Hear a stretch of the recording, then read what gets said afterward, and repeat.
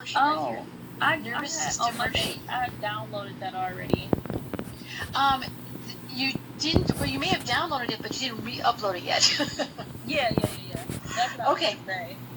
So, this is kind of a big beefy thing. It looks something like this. I'll make it a little bit bigger for you. And it walks you through essentially what we're talking about today. And if you are willing to walk through that, I'm willing to acknowledge your efforts. How's that sound?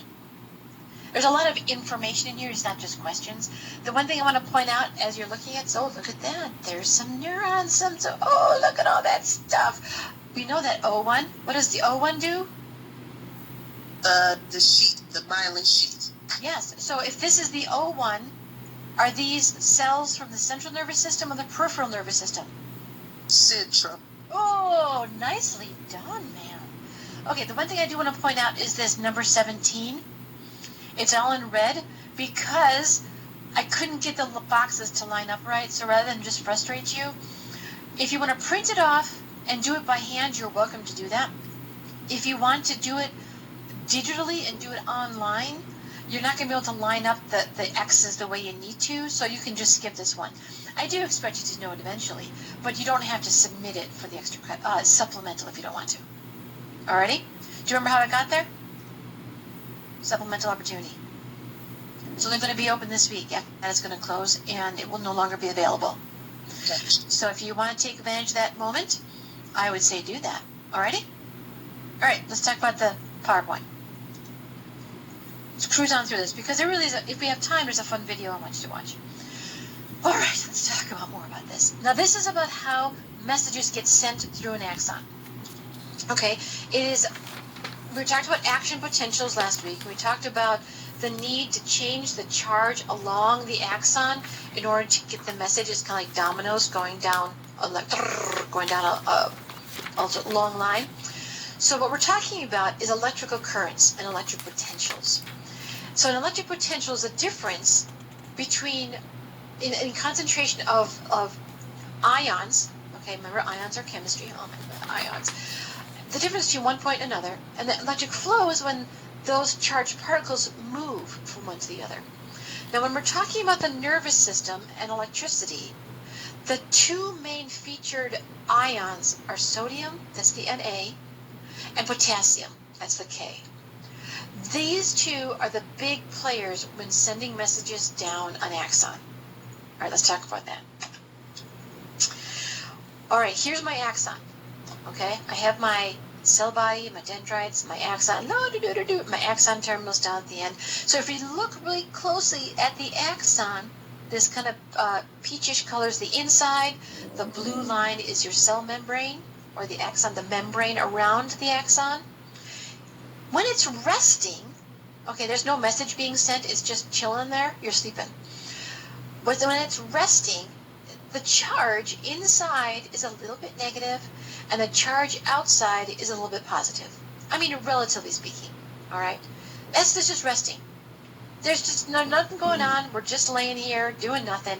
We're slightly negative on the inside, slightly positive on the outside. That's the resting membrane. Well, when we're trying to figure out how to change the membrane potential, we're trying to change the charge, potassium is a really big player. Remember I mentioned potassium and sodium? Potassium is a really big player because the membrane, I'm going to go back here for a second. The membrane here, this blue piece, is super permeable to potassium. Potassium can come and go pretty much as it wants to. Sodium, not quite so much, but potassium can. All right, I want you to keep that in mind, that potassium is a big player here. Now, what is the symbol for potassium? Na or K?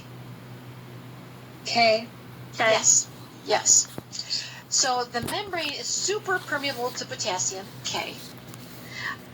A little permeable to sodium. It can get through. The sodium can get through, but I have to work it. Okay. So if we're looking at this picture, so I've got the inside of the cell, that's the peachy part, and then just like in the outside of the cell is the blue part, and then I've got my cell membrane, I've got my phospholipid bilayer, I've got all these little gates in here. Life is good. And so I've got some doors. I got some potassium gates and some sodium gates. And the potassium gates are pretty much open, and potassium, the little diamonds, can come and go as it pleases. It doesn't really matter. The sodium gates, sodium can come and go as it wants to, but it has to work a little bit more. Now, the resting membrane potential, is the charge slightly negative on the inside or slightly negative on the outside? On the inside?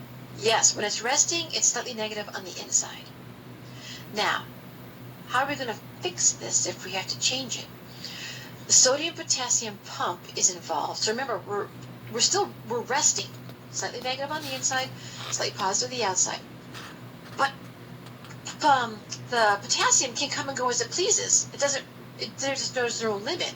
So the potassium's coming and going. And what happens is that we have a sodium-potassium pump. And so in order to put the potassium on the correct side of the membrane, we had to use some energy to fill up this gate and then open the door on the other side. It's not an open door straight through. It's not a tunnel. It's a closed gate where I'm going to put some sodium on the inside. I'm going to invest some energy. I'm going to open up on the outside, spit out the sodium. The two potassiums will quick slink in there.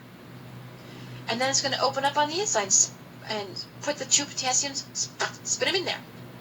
The sodium-potassium pump is critical to an action potential because all along that axon, all along that long, skinny axon, are these sodium-potassium pumps, and they're trying to put the sodium on the outside and bring the potassium on the inside. That's how you maintain that resting potential, with slightly negative on the inside, slightly positive on the outside. I have to invest energy into that sodium-potassium pump to put the pieces where they need to be. Now, we haven't sent a message yet. We're just maintaining the pieces where they need to be. A local potential, I'm actually going to say, don't worry about this one, all right? A local potential just means the close to your cell, local. Now, an action potential, that's actually, I'm sending a message now. So the resting potential is I'm not sending anything. The action potential is now I am sending something. I am actively sending a nerve impulse. So what's going to happen here? So I've got my dendrites here. They're receiving a message from the cell beyond it. That message comes across. So are these dendrites on the presynaptic or the postsynaptic side of the synapse? What do you think? They are in the post. They are after the synapse. So we've got the synapse, then we've got another cell come down here and sending its messages. So then the message comes across, neurotransmitters float, get sucked up into the dendrites, sends a message to the cell body, and the cell body then generates an electric current. When it reaches this axon hillock, or the trigger zone, the amount of current, like the millivolts, like the electrical current, like for real, is essentially calculated. And if it is high enough, if I have enough energy, I'll send the message on the axon. If I don't have enough energy, I'm not going to send it. Okay? So not every single trigger gets sent. I have to have enough power behind it. So that trigger zone, or the axon hillock, is where that determination is made. And so if I have enough energy, I'll send it. And if I don't, then it fizzles out there. Okay? Now, here's some very specific steps. Now, you can read this if you want to, but I'm going to talk about it for a second. So imagine you're looking at your hand. Okay, I'm actually looking at my hand. My dendrites, fingers, cell body, palm, axon is your arm. So your dendrites have just received a message. Your cell body goes, okay, we're going to process this. It gets to like where your watch is on your arm. That's your axon hillock. That's your trigger zone. If there's enough charge built up now, I'm going to send it up my arm. As it goes from my watch band up my arm, remember, inside of my membrane is a little bit negative, the outside is a little bit positive. I have to swap those. I can't send a signal until I swap those. So I'm going to push the first domino down. I'm going to change the charge. I'm going to swap the charges. And I'm going to go to the next gate and swap the charges. I'm going to go to the next gate and swap the charges. So essentially what's happening is the sodium and the potassium are swapping sides. They can't stay there. The cell doesn't like that. But in order to send the message and send that electrical current up my arm, the sodium and the potassium have to swap sides. Okay? So as what we call, as the membrane moves along, the sodium has to inactivate and close, meaning the sodium can't be pushed in the wrong direction. And the potassium opens and potassium flows out. Remember, potassium's usually on the inside, sodium's usually on the outside. Once I get this current, I'm going to shove all my potassium to the outside. Hurry up, get out of here. I don't need that. I got to send this message.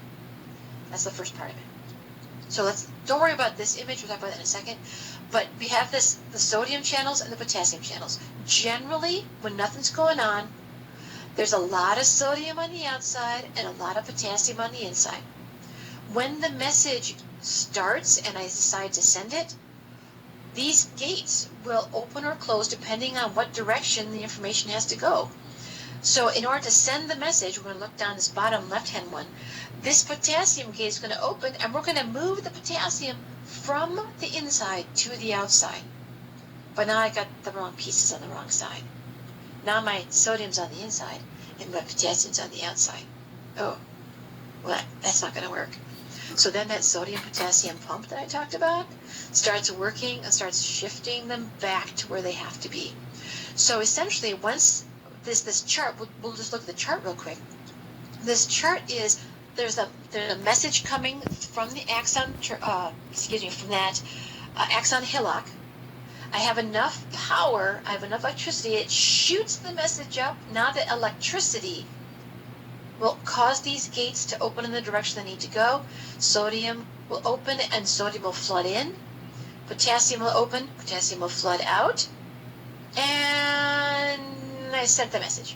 Whew, this hyperpolarization at the end, and then this returning back to baseline, that's your recovery.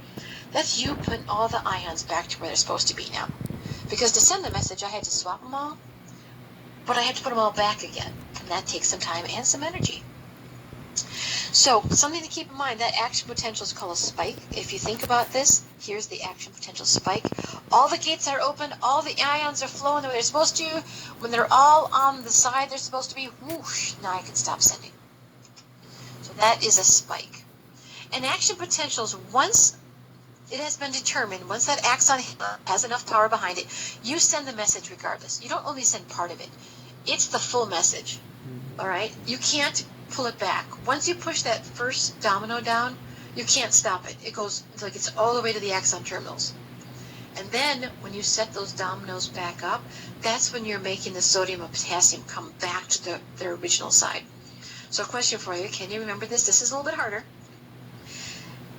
When we are resting, are we slightly negative to the inside or slightly negative to the outside? And the inside? And the inside. Yes, we're slightly negative to the inside.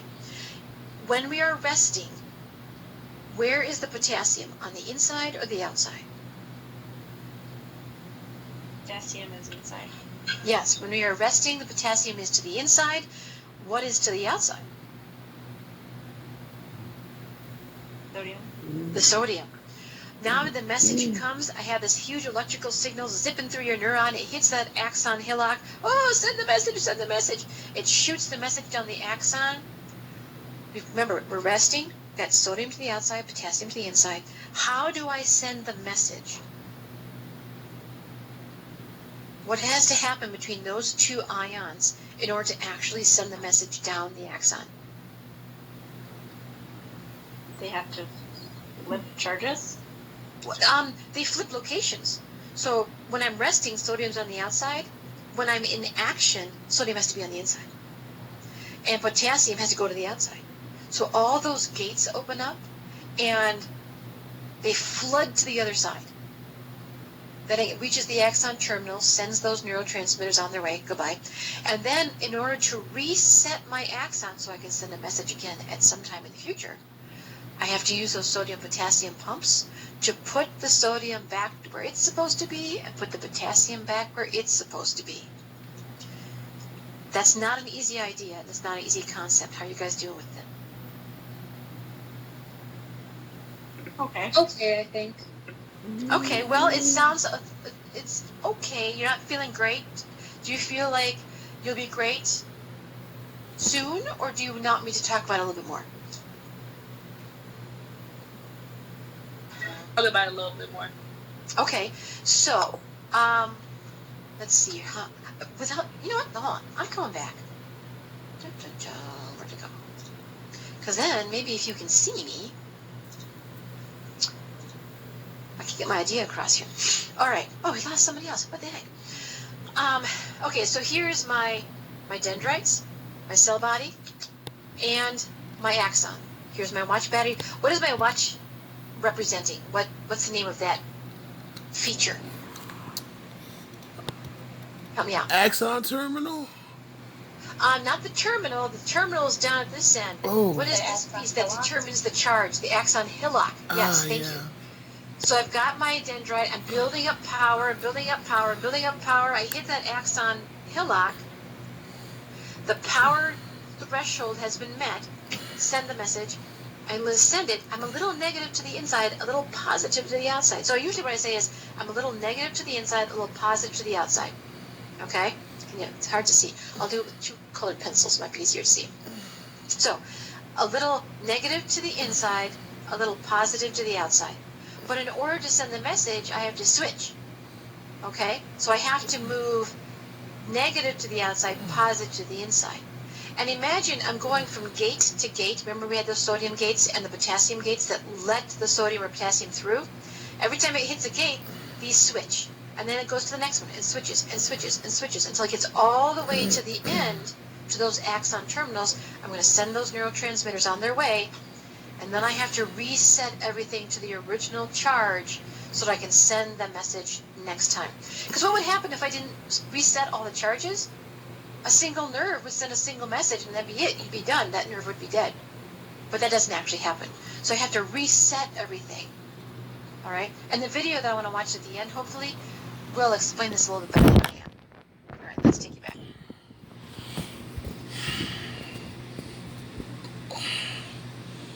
All right. So this is where we're going to send it. The sodium and potassium are switching sides. So hurry up. Oh, we got all the way to the axon terminal. Whew, okay. This relative, we call it the recovery time, the refractory period. That is resetting all those dominoes so that those charges are on the correct side again. Here's that same type of thing. We're going to look at it in this image here. Dendrites, cell body, whoo, sending it down. See how we're a little bit negative to the inside, a little positive to the outside? That's the resting state. This pink band on this diagram here represents the message being sent. That represents electricity. We're going to swap, and then we're going to move a little further and swap charges, and we're going to move a little further and swap charges, kind of like leapfrogging, until we get to the very end of the axon terminals. Then we're going to release those neurotransmitters, and the whole thing will start over with the next cell, kind of like sending dominoes. Now, when we're looking at this long axon here, this brown piece in this lower image, lower left-hand image, what do these purpley pieces represent? These kind of bubbly little lumps? The myelin sheath? Yes, those are the little myelin sheaths. So, remember I said that myelin sheath moves messages fast? That's what it's for. The way this happens is because, remember, sodium's on the outside, potassium's on the inside, and we've got to hurry up and switch them in order to get the message through. So what happens with these myelin sheaths is as the message, I'm going to start on the left-hand side, as the message moves through that axon, once it's in the myelin, I can't be switching my sodium and my potassium because there's something wrapping around it. When I get to that node of Rambier, I can hurry up and do a whole bunch of switching. And then I move it along, and then I do a whole bunch of switching. Every time I get to a node, I do a whole bunch of switching. That's what allows that message to go so much faster, because I have individual points where I swap atoms, or swap ions, you know, the sodium and potassium. I don't swap all the way down. I move along, mass switch. Move along, mass switch. Now remember, we're making our way to the synapse, this gap in between here, all right? So once that electrical current gets to the synaptic terminal, okay, all the way down to the axon terminal, it causes the release of those neurotransmitters. It's a chemical. A neural impulse is an electric chemical impulse. All right? So the first neuron that sends it, like I mentioned earlier, is the presynaptic neuron. The one that receives it is the postsynaptic. So in this situation, in my image down here, let's assume I'm moving from the left to the right. From the left to the right. Which one, the left one or the right one, is the postsynaptic? The left one or the right one? The right one? The right one, yes. Was that you, Herman? Mm-hmm. Yes, I'm inside the airport and I'm just watching this off my phone. Oh, well, welcome back. I thought you left. That's okay. I'm glad you're back. Okay. So, let's see. There are different kinds of synapses. Again, just realize that different kinds of neurons have different kinds of synapses. And the synapses, remember, are the gaps. So when you see a diagram, and you'll often see a diagram, you'll see the cell. This would be the axon, where the line is, and that little triangle represents the axon terminal. There's always going to be a gap in there. You see those little gaps? Those are the synapses in a diagram. Now, we do have some chemical transmitters also. Usually they're electrical synapses. We do have some chemical synapses, but electrical is what's used most often. First of all, it's super fast. Okay, electricity moves way faster than chemicals, right? Also, in order to make decisions, you need to have an electrical system. That's something to really kind of keep in mind. So the chemicals are what, chemicals are fast, but electrical is fast. I'm sorry, I'm getting ahead of myself. Electrical is fast, but the chemicals that are involved, those neurotransmitters that are involved in jumping that synapse, that makes memories. All right? The ability to decide if I'm going to wear the red shirt or the blue shirt, that's made by those chemicals in the synapse. Now, we talked about this briefly last week. I'm going to walk you through it again. This is how that action potential shoots down here. So here's your axon. It kind of comes off the top here. It's shooting down electric. The charge hits these vesicles. They move to the membrane, release their neurotransmitters, those chemicals, and they float around and they move to the postsynaptic cell and continue on their way. Is that it? Are we done? Not exactly. We have to bring them back eventually. But I do want you to know what neurotransmitters are. Neurotransmitters are those chemicals that cross the synapse. And there's a whole bunch of different kinds. We're going to fall in 6 different categories. We're going to focus on just a few of them. Acetylcholine is a main player. This one is used often in muscles. So last week we were talking about muscle contraction. Well, what happened is the electric message would come down the axon, hit that axon terminal, and in those vesicles would be the neurotransmitter acetylcholine. That little bubble of acetylcholine is going to come out of that membrane, float around, land on a muscle, and then trigger that muscle contraction. Then we've got the release of the calcium and blah, blah, blah, and the sarcomere. Please don't forget about all that stuff. Amino acid neurotransmitters, monoamines, purines, these are all different kinds of neurotransmitters, along with some gases and some neuropeptides. These are all ways of messages getting through your nervous system. Let's see. Oh, we